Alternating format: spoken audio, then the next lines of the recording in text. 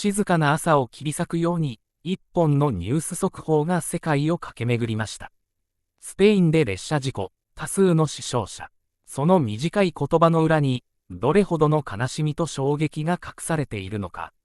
本日、2026年1月19日、スペイン全土、そして世界が重い沈黙に包まれています。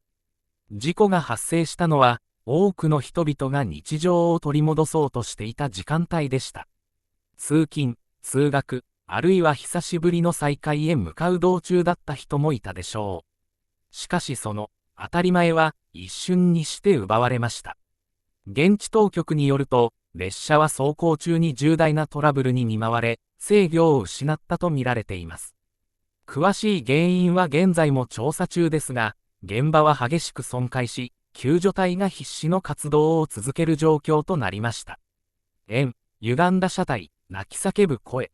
そこには、ニュースの文字だけでは伝えきれない現実が広がっていたのです。この悲劇を受け、スペイン王室も深い悲しみの意を表明しました。国王フェリペ6世とレティシア王妃は、ソーシャルメディア X を通じて、とても心配しながらこの災害のニュースを受け止めていると投稿。さらに、亡くなられた方々のご親族、そして愛する人々に心から哀悼の意を表します。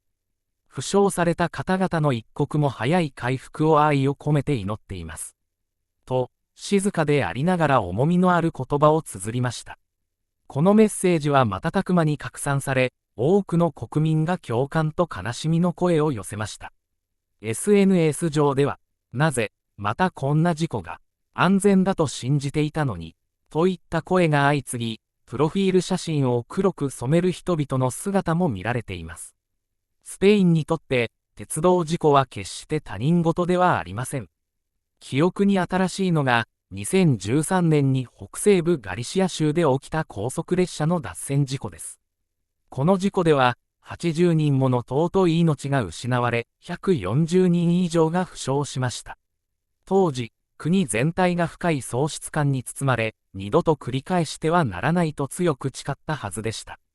それでも、時が経つにつれ、人々の記憶は薄れ、日常は戻っていきます。しかし、今回の事故は、その油断を再び突きつける形となりました。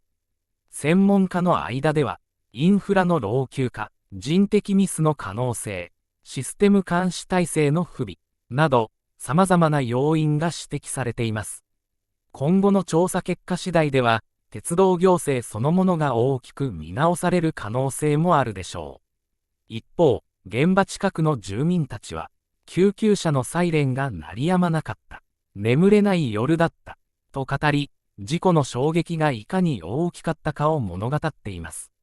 亡くなった方々には、それぞれの人生がありました。帰りを待つ家族がいて、明日を夢見ていた人がいて、そのすべてが突然途切れてしまったのです。事故とは数字では語れません。死者丸人、負傷者丸人。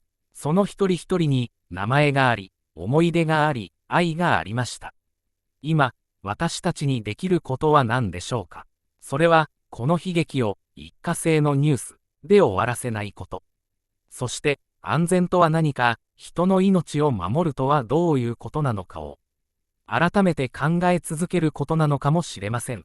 静かに、しかし確かに、この事故は私たちに問いを投げかけています。